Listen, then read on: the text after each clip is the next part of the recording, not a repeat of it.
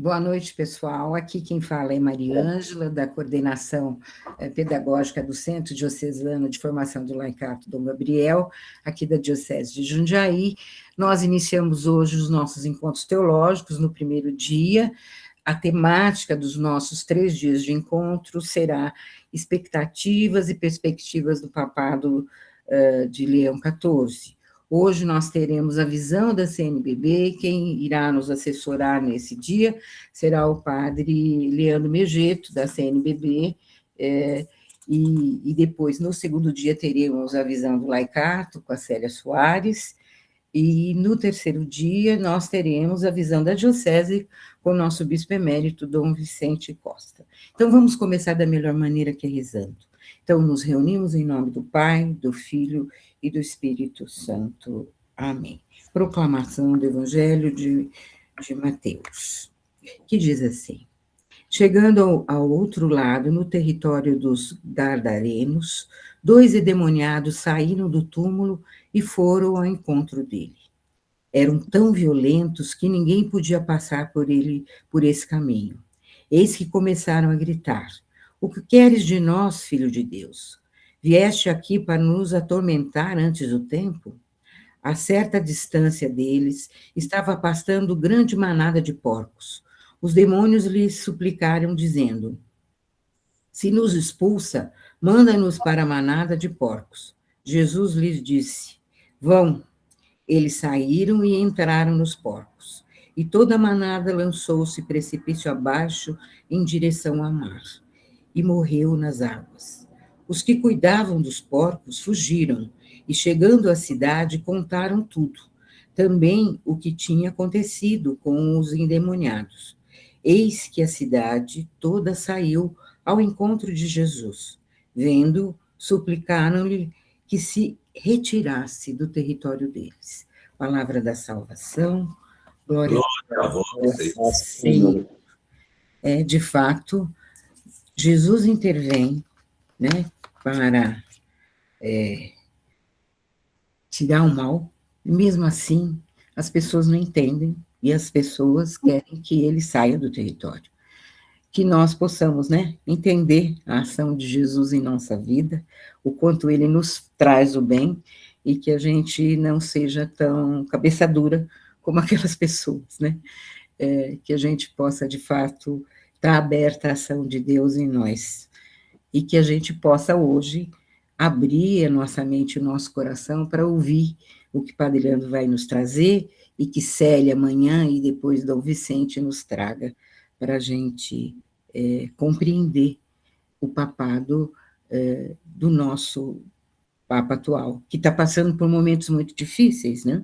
E que a gente precisa rezar muito pelo nosso Papa, para que ele encontre sabedoria para poder agir frente às dificuldades que ele está enfrentando nesse momento, né? Então, vamos rezar um Pai Nosso juntos, pensando muito também no nosso Papa, para que ele encontre a sabedoria para guiar a nossa igreja, né? Vamos lá, então. Pai nosso, que estais no céu, santificado seja o vosso nome, venha a nós o vosso reino, seja feita a vossa vontade, assim na terra como no céu. O pão nosso de cada dia nos dai hoje, perdoai as nossas ofensas, assim como nós perdoamos quem nos ofendido, e não nos deixeis cair em tentação, mas livrai-nos do mal. Amém. Amém. Em nome do Pai, do Filho e do Espírito Santo. Amém. Padre Genival vai chegar daqui a pouco. Ele pediu que eu iniciasse e que daqui a pouquinho ele chega. O Padre Genival é o nosso diretor do centro, né?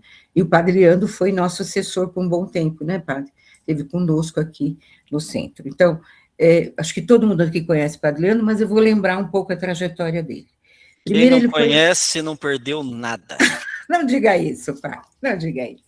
Padre Leandro foi ordenado em 2010 por Dom Vicente, né, Dom Vicente? O primeiro que ordenei em Jundiaí. Olha, que beleza! Primogênito. Ele foi pároco de São João Bosco de 2011 a 2014. Foi lá que a gente se conheceu, né? foi também pároco do Cristo Redentor em 2014 e da Nova Jerusalém, da Paróquia Nova Jerusalém, de 2018 a 2023. Foi também reitor do seminário de 2015 a 2017, foi coordenador diocesano de pastoral de 2014 a 2023, assessor diocesano da Comissão de Animação Bíblica Catequética de 2010 a 2014, e em 2014 ele foi também nosso assessor eclesiástico aqui do Centro de Formação. E depois dele trabalhar bastante aqui na nossa diocese, ele, em agosto de 23, foi nomeado secretário executivo do Regional Sul 1 da CNBB. Aí ele começou a alçar voos mais altos. Ficou... Agora vem a queda. Não diga isso. Em julho de 24, ele foi nomeado subsecretário adjunto-geral da CNBB e foi para Brasília, né, para trabalhar lá em Brasília, na CNBB. Na verdade, assim, voos mais altos e maior responsabilidade, né, Padre Leandro? Mais trabalho, mais responsabilidade, mas certamente você foi nomeado porque tem capacidade para isso, e a gente sempre torce muito para que você cada vez dê voos mais altos. Mas você está sempre daqui de Jundiaí, afinal de contas, você nasceu aqui, né? Você é da terra, e é aqui que você teve toda essa trajetória. A gente agradece muito você estar aqui conosco hoje. Nós temos uma caminhada longa aqui, o centro, com você conosco aqui, nos dando apoio. Foi você que me convidou para trabalhar aqui, eu me lembro, numa reunião, até fiquei assustada. Falei, nossa, você me conhece disso? Eu te conheço, eu fiquei até assustada. E aí a gente está aqui no trabalho, com muito prazer, fazendo esse trabalho aqui na Diocese, né? Então, seja bem-vindo entre nós, a palavra é tua, e desde já a gente agradece. Obrigado, Mariângela, obrigado pela acolhida, sempre uma alegria poder servir nossa Diocese de Jundiaí, servir o Centro Diocesano de Formação, Dom Gabriel Paulino Bueno Couto, nosso primeiro bispo. Alegria sempre de ter Dom Vicente por perto, é um pai de verdade, né, que está sempre por perto e acompanhando, então sempre muito bom. Não sei se o Padre Genival chegou, mas também alegria de estar com o Padre Genival nessa noite.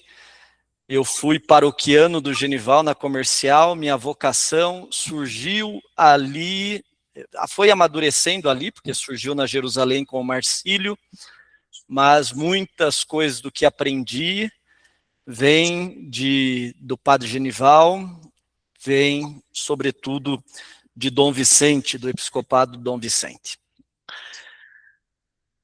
Quanto tempo eu tenho? Só para me controlar aqui. 1 hora, 50 ou 60 minutos, em torno disso, tá? Ok. Eu vou compartilhar uma tela que eu preparei, mas é mais para a gente ter o visual daquilo que eu vou apresentar. Estão vendo? Sim. Sim, estamos. Excelente. Então, ao longo da organização das ideias, eu fui percebendo algo que, confesso, não era muito claro no início. Porque o tema que me foi proposto é muito difícil, e expectativas e perspectivas do pontificado de Leão XIV, sobretudo com esse olhar da CNBB. É muito complexo falar de tudo isso. Mas, aos poucos, eu fui chegando a uma hipótese, que podemos chamar de hipótese teológica, que foi se tornando cada vez mais consistente para mim, e nesse sentido agradeço também o convite e o desafio, porque toda vez que a gente tem que preparar alguma coisa, é sempre uma possibilidade de formação, de aprofundar os conteúdos, aprofundar cada vez mais. Então eu fui percebendo que é preciso, mais do que nunca, não só estar atento a essas expectativas e perspectivas, mas para o tempo em que nós estamos vivendo, é preciso olhar o pontificado de Leão XIV como aquilo que eu estou chamando de maturação da recepção do Concílio Vaticano II. Talvez o que Leão XIV tem mais a nos oferecer é este tempo de maturação necessária que se faz na igreja hoje para a recepção ainda do Concílio Vaticano II. E tendo o tema da paz, afinal foi assim que ele se apresentou ao mundo, a paz esteja convosco, tendo a paz como essa chave hermenêutica. Falar sobre um novo Papa sempre desperta muitas expectativas. Só deve ter alguém que está com o áudio ligado, se puder desligar só para não interferir, por gentileza. Então, falar sobre um novo Papa sempre desperta muitas expectativas, mas talvez a primeira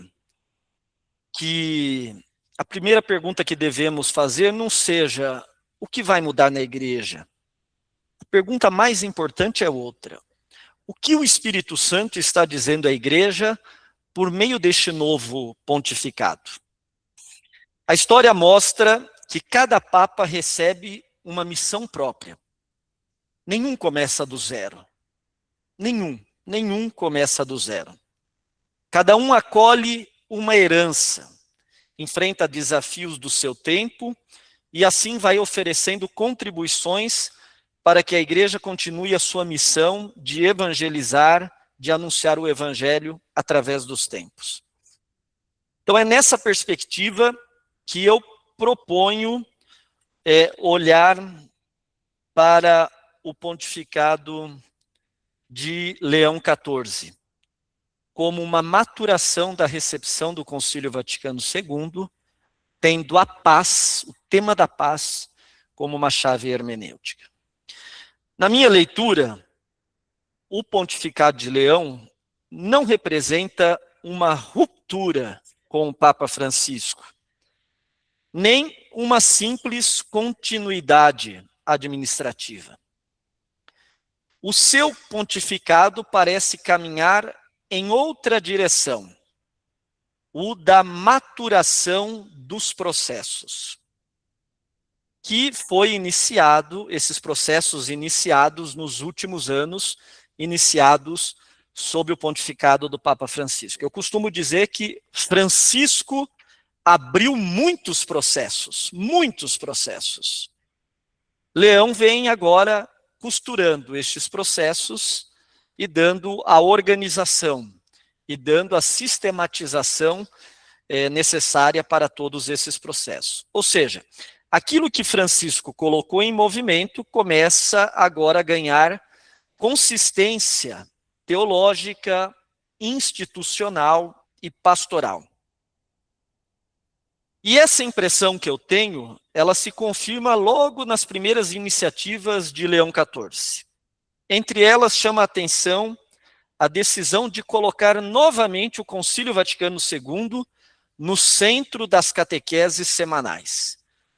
Espero que saibam, e espero mais ainda que estejam acompanhando e lendo. Já há muitas semanas, Leão XIV tem dedicado as catequeses às quartas-feiras sobre os documentos e temas do Concílio Vaticano II. É uma riqueza de textos, de catequeses que vale a pena aprofundar, que vale a pena ler, que vale a pena esperar toda quarta-feira para ouvi-lo. Então, chama a atenção que ele coloca o Concílio Vaticano no centro. E isso é muito importante para nós, na pastoral, na nossa forma de evangelizar, na nossa forma de celebrar, na nossa forma de se relacionar com as pessoas. É muito importante ter presente a centralidade do Concílio Vaticano II. Mas ele faz isso não como um acontecimento do passado, mas como uma realidade que continua iluminando a vida da igreja. Na primeira catequese, em 7 de janeiro desse ano, de 2026, o Papa convidou toda a igreja a redescobrir a beleza e a importância do concílio para os desafios do nosso tempo. Nós vivemos um tempo em que toda a pastoral, às vezes se reduz este pensamento que eu vou dizer agora, à liturgia, mas no fundo é toda uma questão pastoral, é uma questão eclesiológica. Nós vivemos um tempo em que se pretende evangelizar o tempo de hoje com modelos antigos, que já não dizem mais nada para os tempos de hoje, que foram bons em determinados tempos, mas que talvez para hoje já não são mais necessários. Não poderão atingir os objetivos que foram alcançados lá atrás. Eu sempre costumo dizer que a gente vive uma nostalgia de um passado que já não existe mais. E isso não só do ponto de vista da liturgia, isso do ponto de vista pastoral, do ponto de vista eclesiológico. Então, esse início das catequeses do Papa, onde ele nos convida a redescobrir a beleza e a importância do concílio para os desafios do nosso tempo, é muito importante na nossa compreensão teológica e na nossa vivência de fé. Essa opção ela não é apenas acadêmica, ela revela um caminho. Se quisermos compreender o pontificado de Leão XIV, temos de voltar ao Vaticano II. É ali que encontramos as categorias fundamentais que aparecem continuamente nos seus discursos. Que categorias são essas? Que temas são esses? Comunhão, missão, colegialidade, dignidade humana, participação, paz, corresponsabilidade. São todas categorias presentes no Concílio Vaticano II, na forma como a Igreja compreendeu a sua relação com o mundo. Bom, Francisco, ele prepara o terreno. Leão, no meu modo de ver, ele vem para consolidar, e por isso que Leão é esta maturação à luz do Concílio Vaticano II dos processos. Como ele faz isso? Ou como ele tem feito isso, no meu modo de ver? De 3 maneiras. Uma maturação eclesiológica, uma maturação institucional e uma maturação social. A primeira, a maturação eclesiológica. Uma das expressões mais conhecidas do Papa Francisco está na Evangelii Gaudium, que é o que ele diz sobre o tempo é superior ao espaço. Aliás, vale a pena a gente revisitar a Evangelii Gaudium. Os cardeais, no primeiro consistório convocado pelo Papa Leão, foram convidados a se prepararem para o consistório lendo a Evangelii Gaudium, relendo a Evangelii Gaudium, né? Então, lá na Evangelii Gaudium, o Papa diz, o tempo é superior ao espaço, aquelas 4 categorias que o Papa consolidou na Evangelii Gaudium. O tempo é superior ao espaço, a unidade prevalece sobre o conflito, a realidade é mais importante do que a ideia, o todo é superior à parte. Isso está nos números 222 a 237 da Evangelii Gaudium. E esses 4 princípios vão se tornando verdadeiras chaves de leitura do pontificado do Papa Francisco. Esses 4 princípios ajudam a compreender a maneira como Francisco conduziu a igreja. Ele nunca demonstrou grande preocupação em concluir imediatamente todas as reformas que ele iniciou. Lembrem-se, para ler Leão XIV, nós precisamos necessariamente voltar ao Papa Francisco. E lembrem-se que nas reuniões prévias, preparatórias ao conclave que elegeu o Papa Francisco, os cardeais pediram uma reforma da Cúria Romana. Francisco foi eleito para realizar uma reforma na vida da igreja. Mas ele não se preocupou em concluir imediatamente todas as reformas que ele iniciou, justamente porque, para ele, o tempo é superior ao espaço. Preferiu colocar a igreja em movimento. Em vez de entregar respostas prontas para cada situação, abriu caminhos de discernimento. Outra palavrinha importante, discernimento. Mais do que ocupar espaços de poder, procurou iniciar processos de conversão. Discernimento, conversão. Foi assim com a reforma da Cúria Romana, foi assim com a sinodalidade, foi assim com a ecologia integral, foi assim com a cultura do encontro, foi assim com a doutrina social da igreja, foi assim com a valorização dos leigos e das mulheres, foi assim com a reforma missionária proposta pela Evangelii Gaudium, onde ele nos encantava, dizendo que não podíamos deixar, sob hipótese nenhuma, nos encantar, nos apaixonar, deixar apagar, morrer o zelo pela evangelização.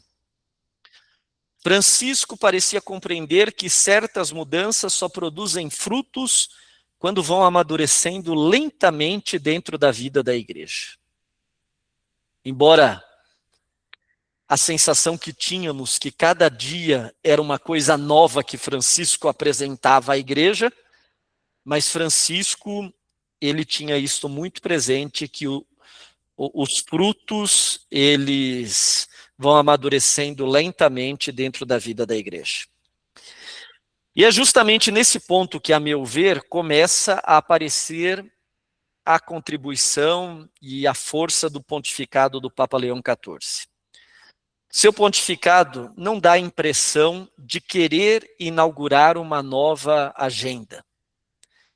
Também não demonstra interesse em revisar o caminho percorrido nos últimos anos.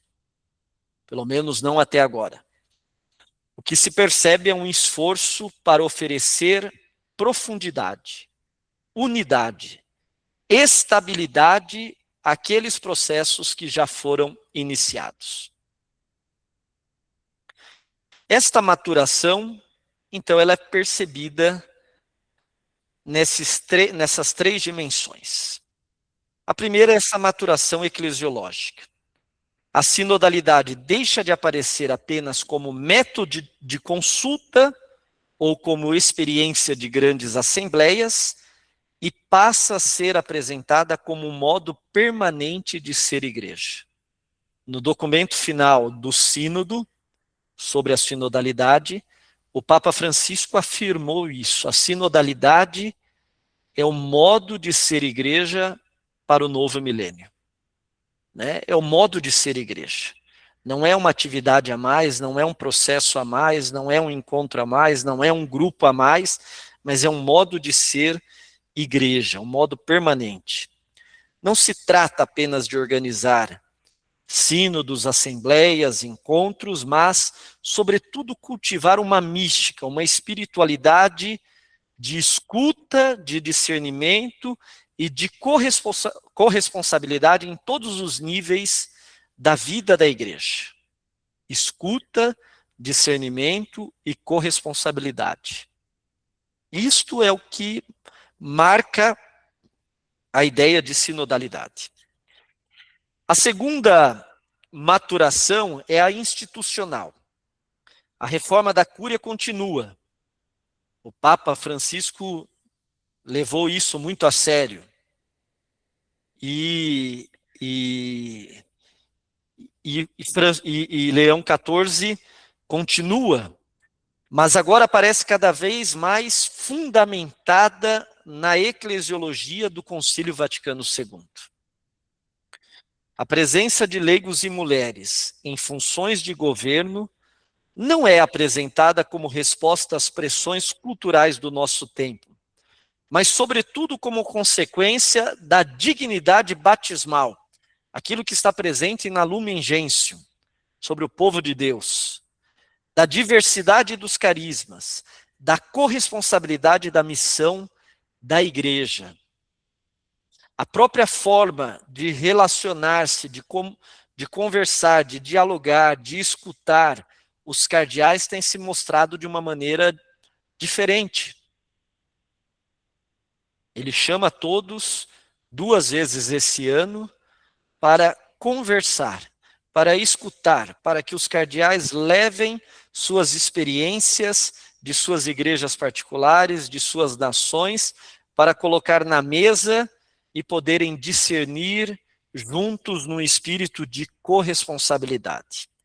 Isso é uma maturação de um processo iniciado dentro da própria realidade institucional, que tem fundamento no Concílio Vaticano II. A terceira maturação, ao meu modo de ver, é a maturação social. E talvez aqui uma das mais significativas do novo pontificado. A doutrina social da Igreja, uma desconhecida para nós ainda, continua ocupando o lugar central, mas agora diante de uma nova fronteira. A inteligência artificial, a cultura digital, a tecnocracia, as novas formas de poder que colocam em questão a própria compreensão do ser humano. É fantástico a carta encíclica do Papa, Magnificat Humanitas, que trata não só da inteligência artificial, não só sobre esta nova era que vivemos, mas sobretudo da salvaguarda da dignidade da pessoa humana. É de novo a antropologia cristã colocada no centro da discussão, no centro da realidade humana. É a pessoa humana. Percebemos assim que as perguntas mudaram ao longo da história. Se nós pegarmos todo o histórico da doutrina social, nós vamos ver que no final do século XIX, a questão era o trabalhador diante da Revolução Industrial. No século XX, a preocupação volta-se para o desenvolvimento dos povos, a justiça social, a dignidade do trabalho e a fraternidade entre as nações. Hoje, porém, surge uma pergunta ainda mais profunda. O que significa permanecer humano numa sociedade cada vez mais moldada pela tecnologia? O que significa permanecer humano numa sociedade cada vez mais moldada pela tecnologia? Essa é a pergunta fundamental para os tempos de hoje. Porque nós estamos completamente imersos na inteligência artificial. Sabendo ou não sabendo, querendo ou não querendo, nós estamos envolvidos pelos algoritmos. Basta ter uma conversa com alguém, com o celular ligado, você querendo comprar uma televisão para assistir a Copa, uma TV de 80 polegadas 4K, você entra no seu Instagram, só vem propaganda de TV 4K de última geração, né? É neste contexto que Leão XIV recoloca a dignidade da pessoa humana no centro do debate. Talvez possamos resumir o início do seu pontificado em 3 verbos: consolidar, aprofundar e harmonizar. Harmonizar no sentido da unidade, pensado como uma grande orquestra, cada um com a sua função, cada um com as suas características, cada um com os seus carismas, mas de maneira, todos tocando de maneira harmônica. Consolidar os processos iniciados, aprofundar seus fundamentos teológicos, harmonizar comunhão, missão e doutrina social da Igreja. Talvez seja justamente essa a principal expectativa que a Igreja pode alimentar em relação ao pontificado de Leão XIV. Não expectativas de grandes rupturas, mas a esperança de uma igreja cada vez mais madura, mais unida e mais consciente da própria missão. Pensando, organizando as ideias, lógico que eu não poderia tratar deste assunto sem entrar no tema da paz. E para mim a paz é a chave hermenêutica para compreender o pontificado de Leão. Talvez estejamos fazendo a pergunta errada ao tentar compreender o início do pontificado de Leão XIV. Normalmente se pergunta, será um papa de continuidade ou um papa de ruptura? Será mais próximo de Francisco, mais próximo de Bento XVI, de João Paulo II? Será mais pastoral? Será mais doutrinal? Estas perguntas, elas podem ter interesse jornalístico. São perguntas que vendem matéria. Mas do ponto de vista teológico, talvez não sejam as mais importantes. A pergunta decisiva talvez seja outra. Existe uma categoria teológica capaz de organizar todas essas iniciativas? A minha hipótese é que sim. E eu penso que a paz constitui uma das principais chaves hermenêuticas para compreender esse início do pontificado. Não uma paz entendida apenas como ausência de guerra. Hoje, um parênteses, hoje no mundo são mais de 85 pontos de conflitos e de guerras. A gente escuta muito aqui no Brasil falar de alguns lugares em guerra. Ucrânia, Rússia, Irã, Estados Unidos, mas são 85 pontos de conflitos instalados em todo o mundo. A paz, não apenas entendida como ausência de guerra, mas sobretudo compreendida como comunhão reconciliada, como justiça, como ordem segundo Deus e como plenitude das relações humanas. Esta compreensão, ela não nasce de agora, não nasce só com o pontificado de Leão. Ela atravessa toda a tradição cristã. Então eu queria passar rapidamente aqui nessa tradição cristã, vendo a paz de maneira, uma pincelada mesmo, na Sagrada Escritura e depois na patrística. Desde o Antigo Testamento, a paz nunca significou apenas o fim dos conflitos. A palavra hebraica shalom expressa uma realidade muito mais ampla. Significa vida plena, integridade, justiça, harmonia, comunhão, bem-estar. É a humanidade vivendo segundo o projeto de Deus.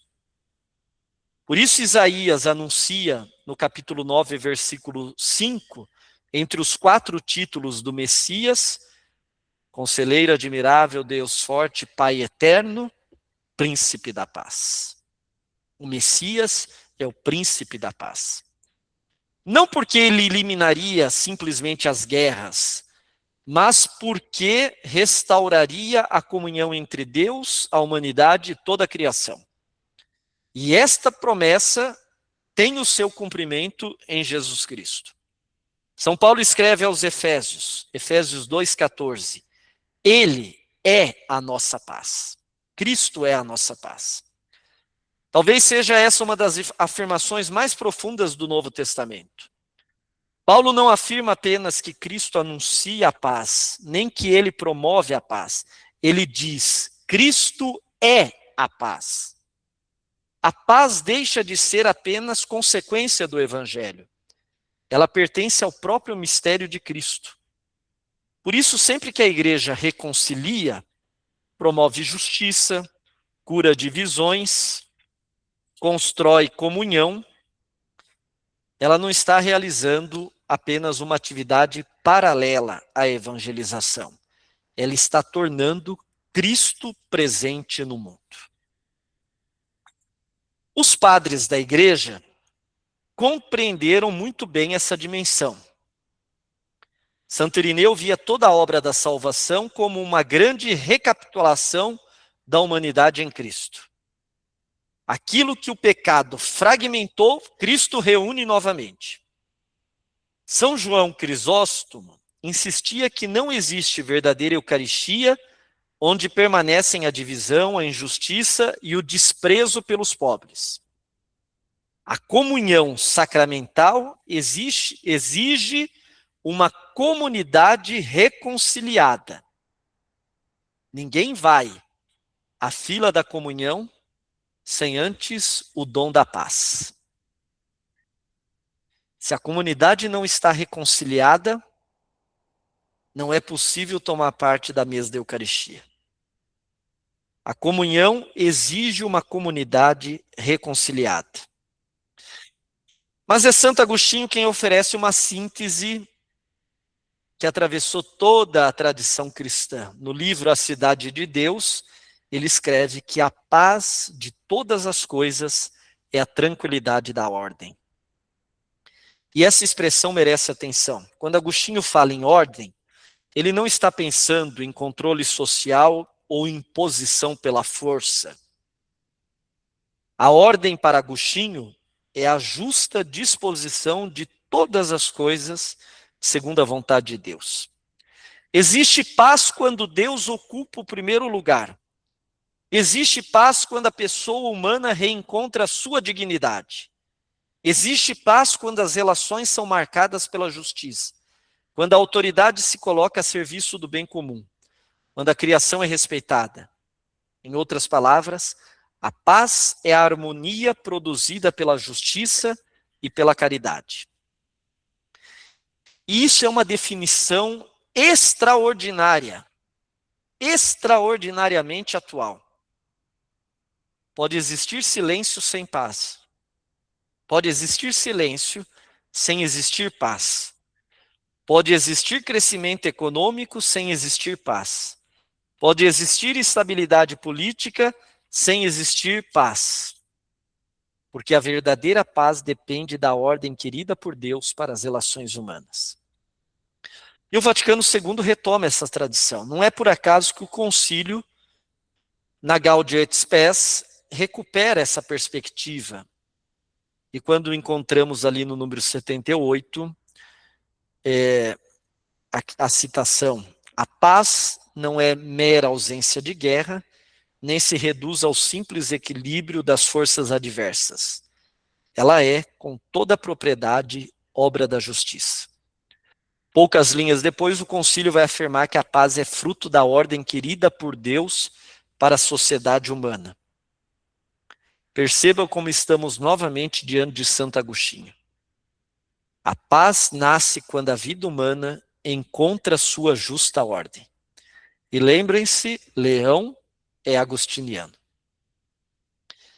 O Papa Francisco entende a fraternidade como o caminho para a paz. Francisco recebe essa tradição e lhe acrescenta uma decisão decisiva. Na Evangelii Gaudium, ele afirma aquilo que eu já disse. A unidade prevalece sobre o conflito. Ele não ignora os conflitos, mas insiste que eles jamais podem se tornar o princípio organizador da igreja ou da sociedade. Depois, na Fratelli Tutti, sobre a fraternidade e a amizade social, Francisco amplia ainda mais essa reflexão. A fraternidade deixa de ser apenas uma virtude pessoal. Ela torna-se um princípio social. Vejam que mudança significativa. Fraternidade não apenas como uma virtude pessoal, mas como um princípio social. Um princípio político, um princípio econômico, um princípio cultural. Poderíamos dizer que Francisco oferece ao mundo uma verdadeira hermenêutica da fraternidade. E não foi à toa que a CNBB, em 23, lançou a campanha da fraternidade e amizade social, voltada justamente para esse princípio que está presente na Fratelli Tutti. É justamente aqui que, na minha leitura, aparece uma importante contribuição própria de Leão XIV. Ele parece perguntar como preservar a fraternidade no mundo marcado pelas guerras, pela polarização, pela revolução tecnológica, pela inteligência artificial. E a resposta de Leão parece indicar para uma única palavra: paz. Mas paz entendida como a tradição cristã sempre a compreendeu. No discurso ao parlamento espanhol, recentemente na visita ao Papa à Espanha, foi fantástico esse discurso. Quem não leu, leia. Para mim foi um dos maiores discursos de um Papa num parlamento. Foi a primeira vez que um Papa esteve no parlamento espanhol. No discurso, ele afirmou que uma sociedade madura não elimina necessariamente os conflitos. Ela aprende a atravessá-los pela escuta, pelo diálogo e pelo reconhecimento das necessidades do outro. O outro não é nosso inimigo. O outro não é o nosso inimigo. O outro, para mim, é Cristo. O outro, para mim, é Cristo. Na mesma ocasião, recordou que a paz é um imperativo moral e que a guerra representa sempre uma dolorosa derrota da humanidade. Percebam como tudo começa a convergir. No mesmo parlamento, quando fala da inteligência artificial, o Papa pergunta como preservar a dignidade humana. Quando fala da doutrina social, pergunta como construir uma economia a serviço da pessoa. Quando fala da imigração, pergunta como preservar a fraternidade entre os povos. Quando fala de liberdade religiosa, pergunta como garantir a convivência entre diferentes. Quando fala da colegialidade, pergunta como fortalecer a comunhão da igreja. Quando fala da missão, pergunta como testemunhar Cristo no mundo fragmentado. Talvez a paz seja a categoria que melhor organiza os diversos temas do início deste pontificado. A paz ilumina o retorno ao Concílio Vaticano II. Ilumina a sinodalidade, ilumina a doutrina social da igreja, ilumina a reflexão sobre a inteligência artificial, ilumina a reforma da cúria, ilumina a colegialidade episcopal, ilumina a missão da igreja, ilumina até mesmo as nossas diretrizes gerais da ação evangelizadoras, que foram construídas e lidas a partir desta chave. É por isso que eu queria aproveitar a oportunidade, dentro desta dinâmica, também apresentar um pouquinho das diretrizes, não tudo, mas um aspecto dela, e espero ser convidado em algum momento para falar das diretrizes, mas as diretrizes nesse contexto de igreja, como recepção brasileira deste momento eclesial, deste momento da passagem de um pontificado para o outro. Quando olhamos para as diretrizes que foram aprovadas agora na última Assembleia e que vão ter uma vigência deste ano até 2032, percebemos que elas dialogam profundamente com este momento que a igreja está vivendo. Mais do que um documento da CNBB, as diretrizes oferecem um diagnóstico da realidade da igreja no Brasil e ajudam cada igreja particular, cada diocese a discernir seus compromissos, prioridades e caminhos pastorais. As diretrizes não são uma camisa de força que temos que vesti-la à força, mas elas são balizas que orientam a caminhada das dioceses, respeitando a riqueza e a diversidade de cada realidade. Eu recordo, ou talvez apresento esses dados, que talvez muitos não saibam, o processo que deu origem a este texto. Foram 3 anos de preparação, quase 4 anos de preparação do texto, porque ele começou a ser escrito em 23, depois veio o sínodo, o texto ficou parado, aguardando as decisões do sínodo. Quando saiu o documento final do sínodo e veio as atualizações, o Papa Francisco morreu às vésperas da Assembleia de 25, que aprovaria os textos das diretrizes, e depois ainda o texto aguardou mais um ano, passando por várias instâncias, colhendo muito discernimento colegiado, até que chegou na Assembleia deste ano. Foram 26 versões de instrumento de trabalho. 26 versões. Talvez o documento mais trabalhado ao longo da história das diretrizes. Durante a Assembleia Geral, os bispos apresentaram mais de 1.500 emendas ou destaques ao texto. E, por fim, o texto foi aprovado, a aprovação global foi de 98,99% de votos. Isso revela algo muito importante, revela que o episcopado brasileiro, que hoje são 498 bispos, nem todos, evidentemente, estavam na Assembleia, porque destes 498, 177 são bispos eméritos, e muitos já com a saúde fragilizada, nem todos têm o vigor físico do nosso bispo emérito, mas um grande número é o nosso episcopado brasileiro. Então o episcopado se reconhece nas diretrizes. Há um sentimento de acolhida e de identificação com esse documento.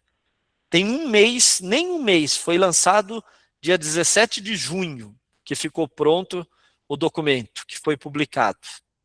17 de junho. Já foram mais de 100 mil documentos impressos. Né? É pouco, é verdade, mas em 15 dias, mais de 100 mil documentos foram impressos. Isso mostra um pertencimento e uma identificação de toda a igreja no Brasil com aquilo que foi construído nas diretrizes. Depois, é importante não perder de vista que as diretrizes, elas estão inseridas numa longa tradição da Igreja do Brasil e que nós não podemos perder. Desde o plano de emergência de 1962, antes do concílio ainda, passando pelos sucessivos planos pastorais e pelas diretrizes, esta diretrizes é a de número 14, nossa igreja aprendeu a caminhar com planejamento, com discernimento, com comunhão. É uma riqueza que nós não podemos perder. Outro aspecto interessante é a escolha da própria linguagem. As diretrizes deixam de falar em pilares, urgências ou dimensões como as últimas 2 diretrizes e passam a falar agora em caminhos. Não se trata apenas de uma mudança de vocabulário, é uma opção inspirada pela sinodalidade. O caminho supõe movimento, supõe pessoas caminhando juntas, supõe escuta, discernimento, conversão permanente. É uma imagem profundamente bíblica e muito próxima da maneira como os primeiros cristãos compreendiam a sua própria identidade. Esses caminhos dialogam diretamente com a Evangelii Nuntiandi de Paulo VI, que nos recorda que a evangelização precisa alcançar toda pessoa e todas as dimensões da vida. Não existe uma evangelização fragmentada, parcial ou esquizofrênica. O anúncio do evangelho integra fé, celebração, comunhão, compromisso social.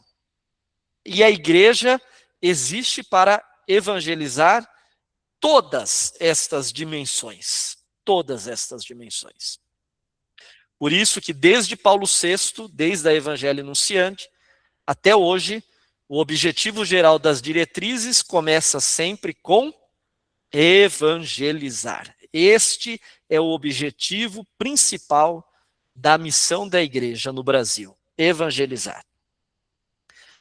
Por isso considero que o verdadeiro coração das novas diretrizes está no capítulo 5, que é intitulado Os Caminhos da Missão.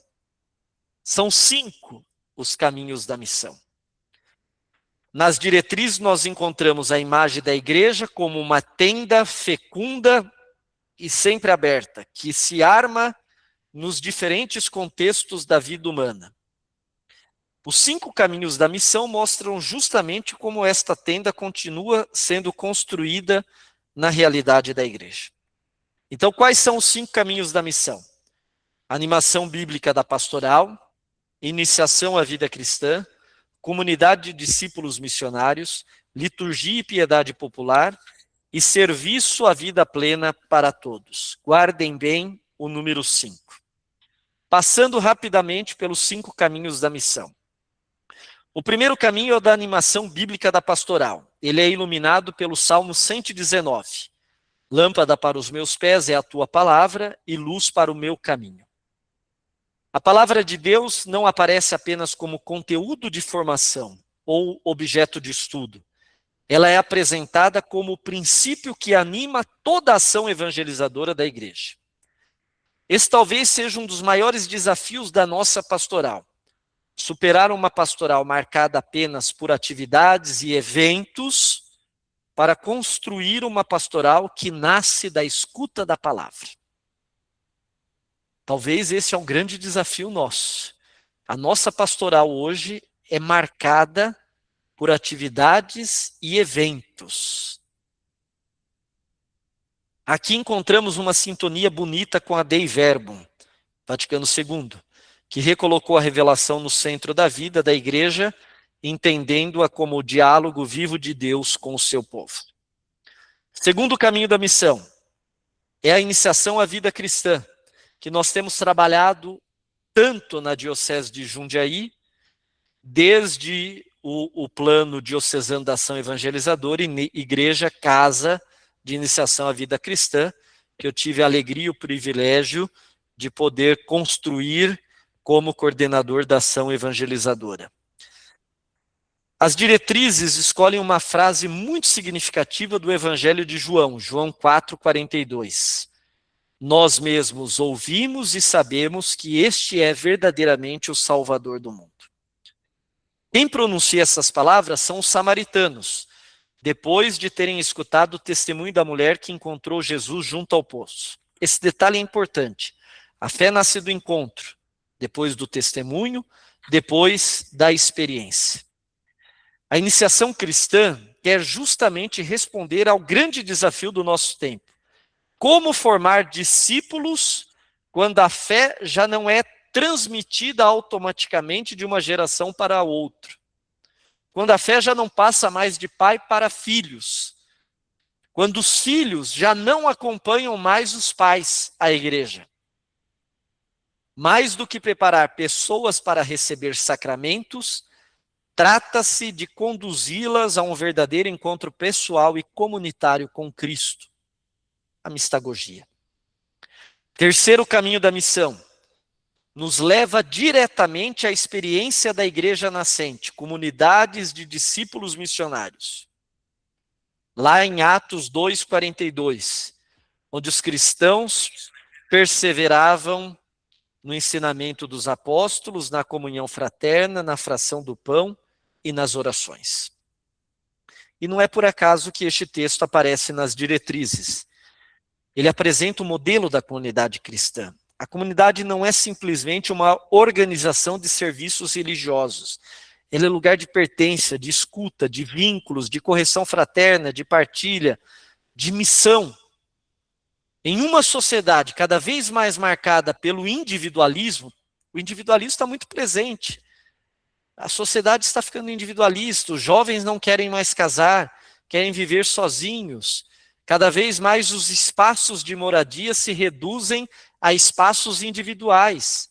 O que mais cresce na capital, em São Paulo, hoje, são os estúdios. Pequenos apartamentos de 23, 24, 25 metros quadrados. Hoje nós encontramos no mercado fatias de pizza. Você compra uma fatia de pizza. Você não precisa comprar mais a pizza inteira. Você compra uma fatia só. É uma sociedade marcadamente individualista. Nesta sociedade, marcada pelo individualismo, pela polarização, pela fragmentação das relações, já temos dificuldade de se relacionar com o outro, de estar com o outro. Você está num condomínio, num prédio, você entra no elevador, você não sabe quem é o seu vizinho da frente. As 4, 5 pessoas no mesmo elevador não são capazes de se cumprimentar, de se conversar, estão com fone de ouvido e com cabeça baixa olhando no celular. Bom, neste contexto, as diretrizes recordam algo muito forte. A comunidade é fundamental, indispensável e insubstituível. Número 116 das diretrizes. A comunidade é fundamental, indispensável e insubstituível. É justamente aqui que a sinodalidade deixa de ser teoria e passa a ser experiência concreta. Caminhar juntos, discernir juntos, servir juntos, evangelizar juntos. No fundo, no centro dos 5 caminhos da missão, está de novo o sentido comunitário. Recuperar o sentido comunitário. Meus irmãos, pasmem, existem irmãos nossos, que ainda não voltaram para a igreja depois da pandemia.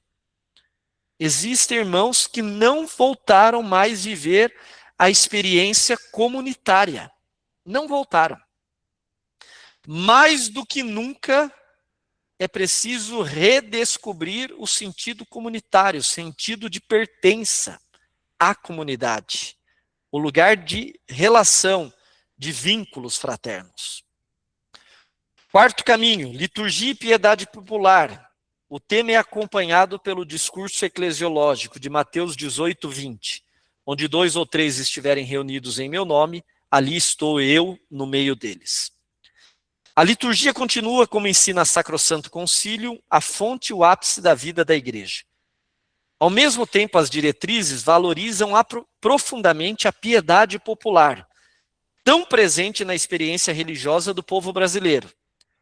O desafio não é colocar a liturgia e devoção em oposição. O desafio é integrar, purificar, evangelizar. As diretrizes recordam que celebrar é fazer memória viva dos grandes feitos do Senhor. Fazer Páscoa, a centralidade da Páscoa. E que a celebração litúrgica é a ritualização do mistério pascal. 124, 125 das diretrizes. Mas, ao mesmo tempo, afirma que a piedade popular, que não deve ser confundida como folclore, como teatralização da fé, a piedade popular nasce do encontro entre o evangelho, a cultura e a sensibilidade de um povo. Número 127 das diretrizes. E talvez aqui seja uma das maiores riquezas da igreja no Brasil. A nossa fé é profundamente celebrativa, simbólica, devocional. Quem não se deixa ser tocado, transformado quando vai à Aparecida? Quem não se deixa ser tocado quando está ali diante daquela pequenina imagem? Por isso a pastoral é chamada a conduzir as pessoas da devoção ao discipulado. E aqui, atenção, nós temos que tomar um cuidado, porque me parece que vai crescendo muito em nossas paróquias um certo devocionismo, que não ajuda na pastoral. É toda semana a devoção a um santo, uma novena, todo mês uma novena. Até paróquias que não têm aquele santo nas suas comunidades, nas suas capelas, acabam celebrando o santo, porque é preciso celebrar e celebrar e celebrar de maneira exagerada o devocionismo, o novenário e tudo isso.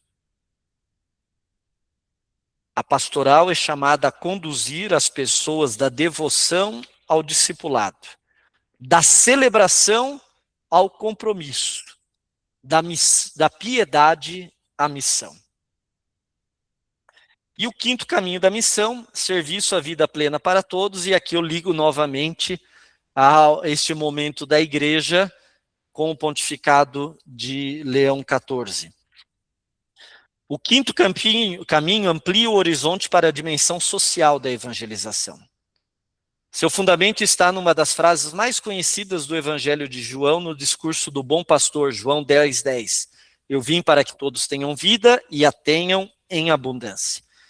Este caminho nos recorda que o compromisso social não é um complemento da missão da igreja, ele faz parte da missão evangelizadora da igreja. A igreja anuncia Cristo quando promove a dignidade humana, quando defende a vida, desde a sua concepção até o seu fim natural, desde o nascituro até o idoso que padece. A igreja anuncia Cristo quando protege as crianças e os mais vulneráveis, quando trabalha pela justiça e constrói a paz. É justamente aqui que as diretrizes entram em diálogo direto com toda a tradição da doutrina social da igreja, desde a Rerum Novarum de Leão XIII até a Magnificat Humanitas de Leão XIV. Não por acaso, este quinto caminho das diretrizes, caminho da missão, recebeu o nome de serviço à vida plena para todos. Aqui a evangelização encontra sua dimensão social. Não vai dar tempo de eu aprofundar tudo, mas eu tinha aqui um breve resumo deste caminho da doutrina social que responde aos desafios de cada época. Mas eu posso fazer um pequeno resumo aqui, como que dizendo, desde a Rerum Novarum, depois a 40º ano, Popularum Progresso, Laborem Exercens, Caritate in Veritate, de Bento XVI, Fratelli Tutti de Francisco, Magnificat Humanitas aqui, a Iá me enganou, tá, de Papa Francisco, mas ela é de Leão XIV. O que nós temos aí? Tudo converge para a dignidade inviolável da pessoa humana. Então, a doutrina social da igreja vai responder aos desafios de cada época. A Rerum Novarum é a pessoa diante da indústria. A 40º ano é a pessoa diante da concentração econômica. A Popularum Progresso são os povos diante do subdesenvolvimento. A Laborem Exercens, o trabalhador diante do capital. Caritas in Veritate, de Bento XVI, é o desenvolvimento diante da globalização. A Fratelli Tutti, a fraternidade diante da fragmentação mundial, e agora a Magnificat Humanitas, a humanidade diante da inteligência artificial. Percebem que a pergunta muda em cada época, mas a resposta da igreja permanece sempre a mesma. A pessoa humana continua sendo o centro da vida social, econômica, política, tecnológica e eclesial. Caminhando para o fim, ainda na perspectiva do pontificado, este tema da colegialidade, da sinodalidade como expressões da comunhão eclesial. Os consistórios convocados por Leão XIV revelam uma forma do exercício do ministério petrino marcado pela escuta e pela sinodalidade. Na abertura do consistório, em 7 de janeiro, o Papa retomou a imagem da barca em meio à tempestade, e insistiu que a igreja precisa permanecer unida. A frase-chave é: a unidade atrai, a divisão dispersa. Já no último consistório, na sessão de abertura agora no dia 26, o Papa também pediu aos cardeais franqueza, lealdade e apoio forte, explícito e público. Esse pedido revela um traço importante do ministério de Leão XIV. Uma autoridade que não teme escutar, uma liderança que deseja caminhar com os irmãos, um serviço que se apoia na comunhão para fortalecer a missão.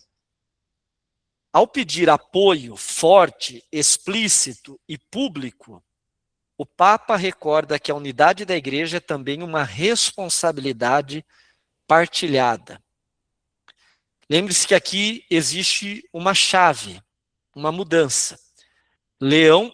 Francisco trabalhou com um grupo de cardeais, o grupo dos 9 cardeais, e se reunia com este grupo dos 9 cardeais.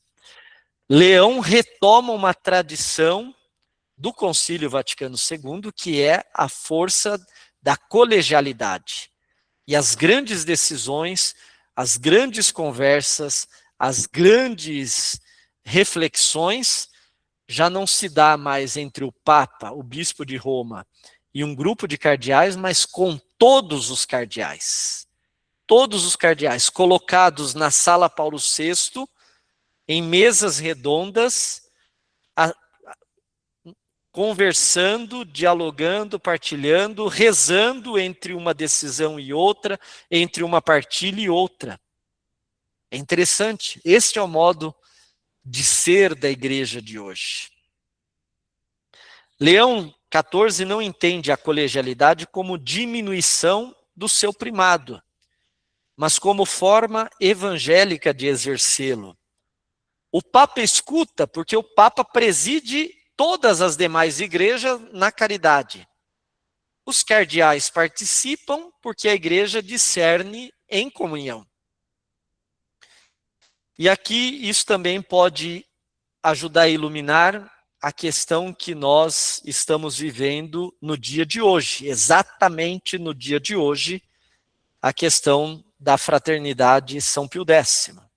As ordenações episcopais que foram realizadas sem um mandato apostólico. Vejam, e aqui é só uma palavra clara e objetiva sobre isso para entender também todo este contexto que vivemos. O problema fundamental não é o rito, nunca foi o rito e nunca será o rito. Mas o problema é a comunhão eclesial e a relação com a autoridade da igreja. Na ordenação hoje, não foi lido o mandato apostólico, como se faz em toda ordenação episcopal. Ao invés disso, leram um documento no formato de uma bula, em que se diziam que eles estavam invocando, no lugar do mandato pontifício, o princípio do estado de necessidade como justificativa para a consagração de novos bispos. O problema é a comunhão eclesial e a relação com a autoridade da igreja. A questão litúrgica é secundária diante da pergunta maior. A aceitação do Concílio Vaticano II? A aceitação do magistério vivo? A aceitação da comunhão com o sucessor de Pedro? Essa é a questão fundamental. E por isso mesmo, o ato da ordenação realizado hoje constitui um ato de extrema gravidade eclesial, porque atinge diretamente a unidade da igreja.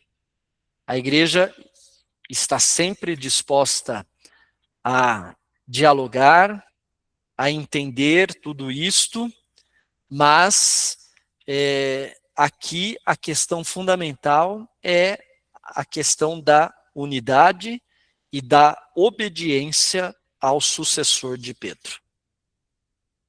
Por fim, ainda dentro deste sentido de sinodalidade e colegialidade que marca o pontificado, eu gostaria de falar do tema das mulheres na Cúria Romana, mas também as mulheres na vida da igreja. As fotos que vocês veem são fotos de mulheres que foram escolhidas recentemente para cargos importantes na Cúria Romana. A irmã Simona Brambilla, prefeita do dicastério para a vida consagrada,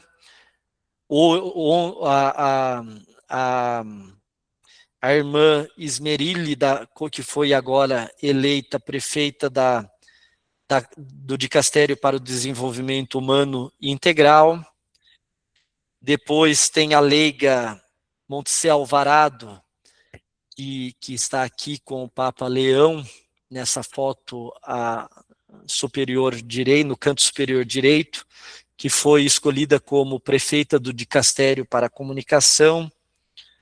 Enfim, a presença das mulheres em cargos importantes não é apenas uma adaptação ideológica, mas uma consequência da teologia do batismo.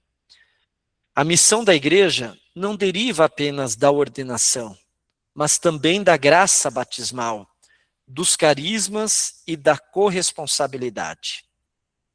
A nomeação dessas mulheres está em continuidade com Francisco e encontra profundo fundamento na eclesiologia do Vaticano II. A igreja é povo de Deus, é comunhão de vocações, de ministérios e de carismas. Isso nós não podemos perder de vista, nunca.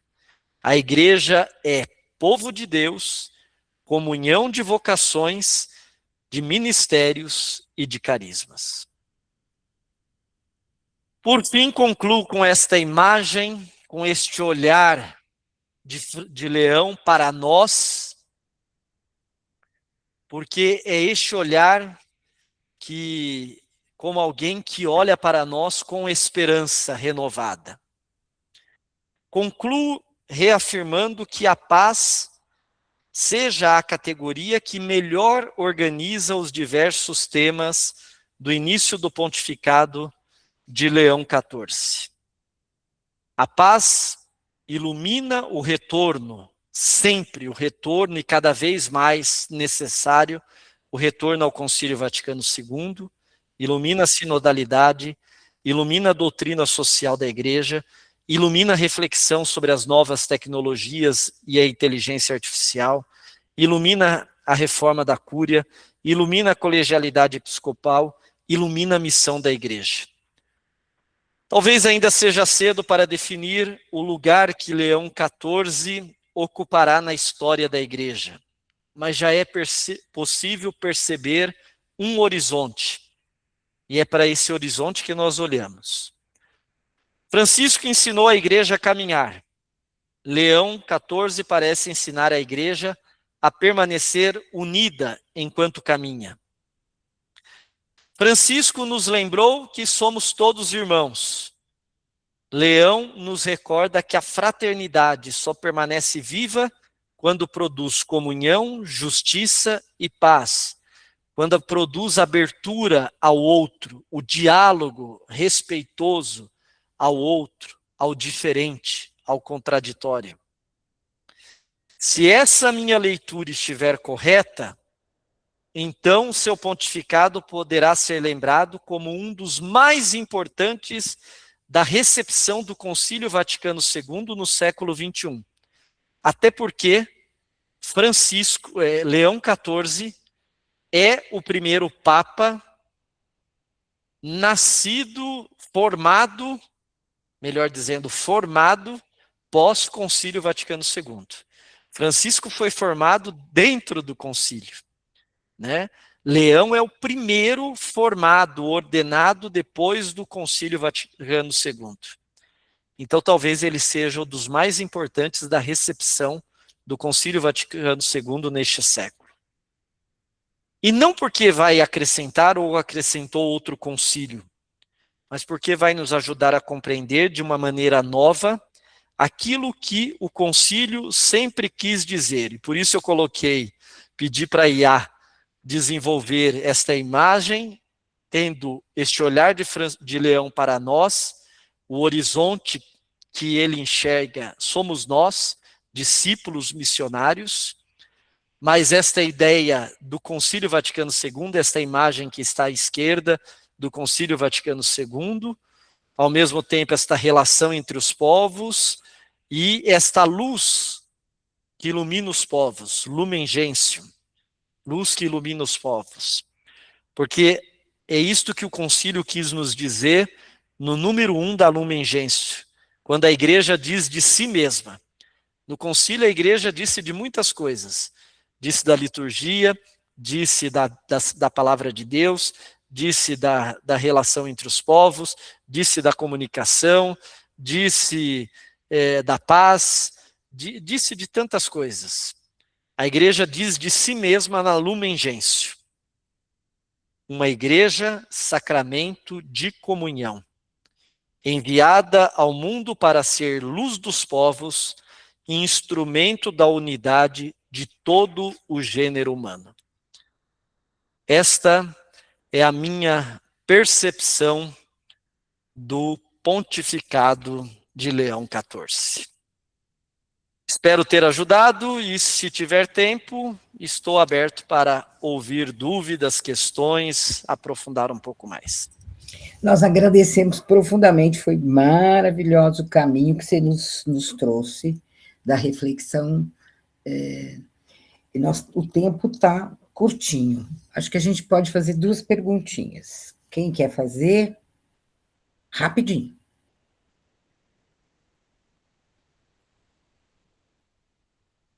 Alguém?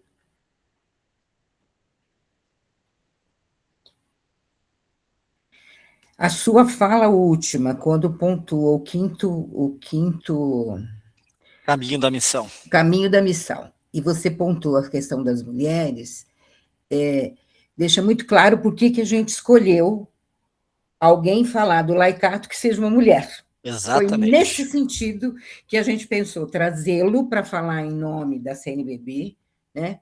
Nós temos o privilégio de ter essa relação próxima com você, e você está lá na CNBB, e isso facilitou muito, né? E depois de trazer uma mulher para estar falando conosco, alguém do laicato que está envolvido na comissão do laicato da CNBB. Por isso a gente escolheu a Célia, né? É nesse sentido, para trazer a fala do laicato, a importância da evangelização, onde a gente está com um leigo e uma leiga como Célia, né? E a gente agradece muito, viu, Leandro? Você foi brilhante na sua colocação. Agradeço profundamente você ter contribuído para os nossos alunos ouvir tudo isso, e isso vai ficar no YouTube, e nós vamos também pôr no site da Diocese, porque é um grande ensinamento, né? É um grande ensinamento, e a gente parabeniza muito você. Muito obrigada. Obrigado, Maria Ângela. Pela sua generosidade de partilhar essa reflexão conosco, né? A gente agradece. Eu acho que aqui tem uma coisa importante, de tudo aquilo que eu falei, nós estamos com as expressões vivas das paróquias da Diocese de Jundiaí. Aqueles que se colocam a serviço para estudar teologia, não é outra coisa senão ser uma expressão viva dentro das paróquias, dentro das comunidades da nossa Diocese de Jundiaí. Talvez o mais importante de tudo isso, o esforço que cada um precisa realizar nos dias de hoje, com o seu ministério, com o seu trabalho, com a sua capacidade de formação de grupos, de animação da comunidade, de relacionamento com os padres, essa perspectiva da maturidade da recepção do Concílio Vaticano II. Nos dias de hoje, precisamos voltar ao Concílio Vaticano II. Não tem como ser igreja se não for a partir de como a própria igreja se vê e se identifica no Concílio Vaticano II. Então, se formar no Centro Diocesano de Formação Teológica, Catequética, não é outra coisa senão fazer com que também essa mensagem vá chegando a outras pessoas, propondo encontros de formações, trabalhando com os párocos, formando nossas lideranças na compreensão de que este é o momento em que vivemos esta maturação de processos iniciados pelo Concílio Vaticano II. Por isso que a gente tem um projeto que está na fase de edição, vídeo sobre o Concílio Vaticano II, com os nossos professores, feito em 3 etapas, que já a gente vai estar lançando para toda a diocese. Então, isso já está gravado, está em fase de edição, e é justamente a gente tratar das constituições do Concílio Vaticano II, porque o nosso centro de formação tem esse objetivo, de ecoar o Concílio Vaticano II. Isso certamente a gente faz, e isso está nos nossos objetivos. Né? Eu acho que a gente está num bom caminho. Graças a Deus.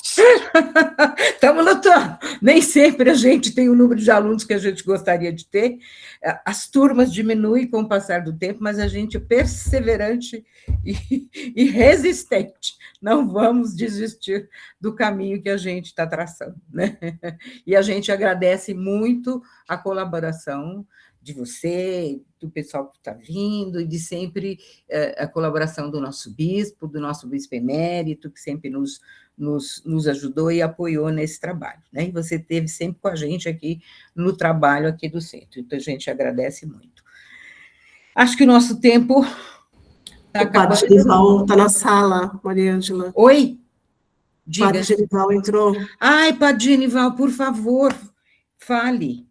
Boa noite. Oi, boa noite, padre. Boa noite, Genival. Pois é, seu Leandro. Tão bom ver o Leandro aqui, né? Não bom. Olha só, alegria minha te ver, saber que tudo partiu daí. Pois é, né? Há tantos anos atrás, fazendo centro catequéticos, encontros, tanta coisa, e aí estamos produzindo muitos frutos, né, na diocese. Graças a Deus. Com os cursos todos, com o Padre Leandro lá, então é uma alegria ter vocês todos aqui.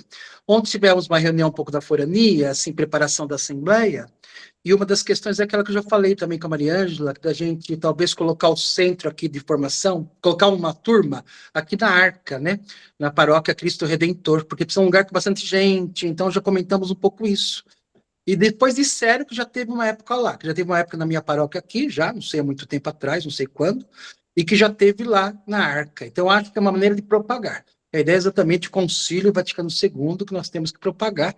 Então, ali acho que é um lugar que tem muita gente motivado pela forania, né? Acho que vai ser muito bom. E é isso, viu, Maria Ângela? Agradeço muito você por conduzir, todo mundo, o Padre Leandro, um grande amigo meu, está lá longe, agora em Brasília, né? Quando você volta, Leandro, para cá? Ou não volta mais? Definitivo? Espero que o ano que vem, nesse período, eu esteja por aí. Ah, que bom, tá vendo só? Que maravilha. Vocês que estão no governo já vão pensando em mim. Tá bom, tá bom, isso aí. Ó, ele já deu uma dica. Ele falou que ia ser convidado. Porque tem que voltar. Você deu uma dica, já vou levar essa sua dica para o eixo de formação, para você vir falar das diretrizes para nós. Eu anotei isso. À disposição. Tá certo, tá certo. Acho que a gente já pode ir encerrando, né? Sim. E eu agradeço a participação de todos, né?